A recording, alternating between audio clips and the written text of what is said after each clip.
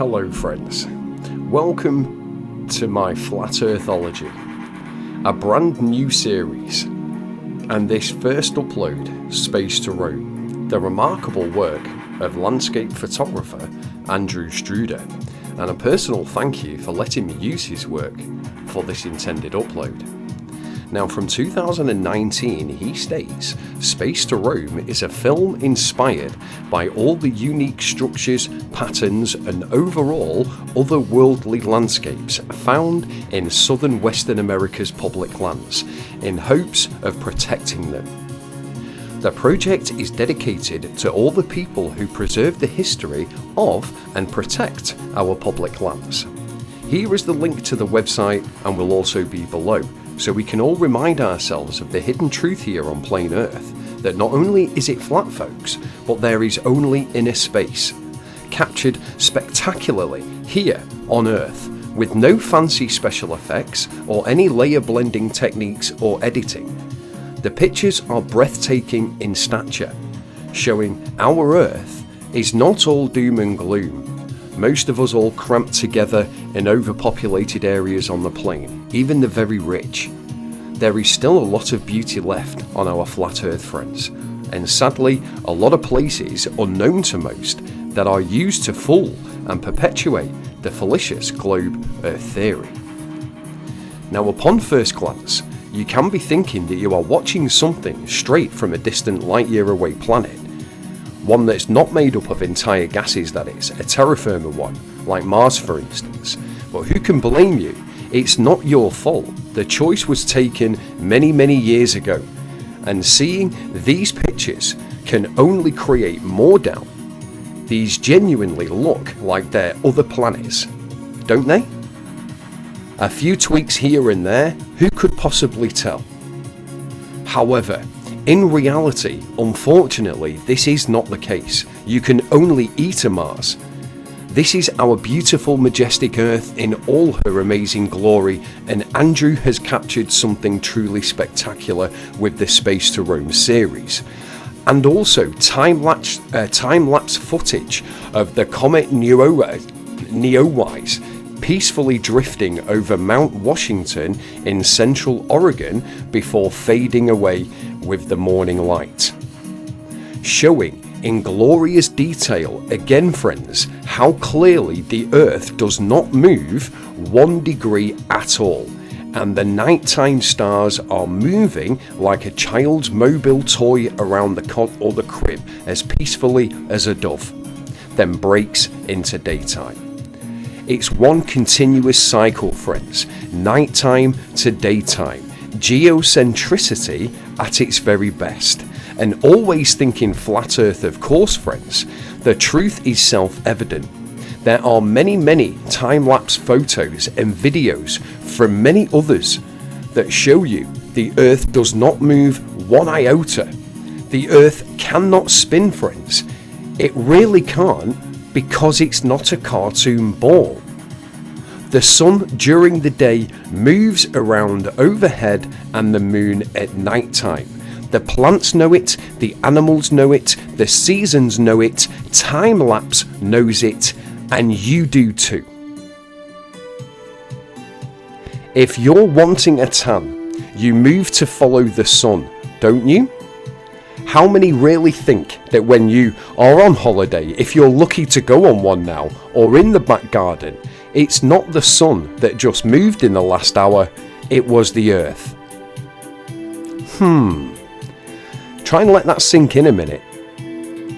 Andrew, your work is truly amazing. Please check out his channel and more of his beautiful work. This is why I love it so much, the real truth, friends, and listening to how brainwashed we all are into believing one thing after another every single day. It is said that we have 2 ears and 1 mouth, which is a good hint for the proportion in which we should use them. However, the art of listening, friends, is not widely practiced skill.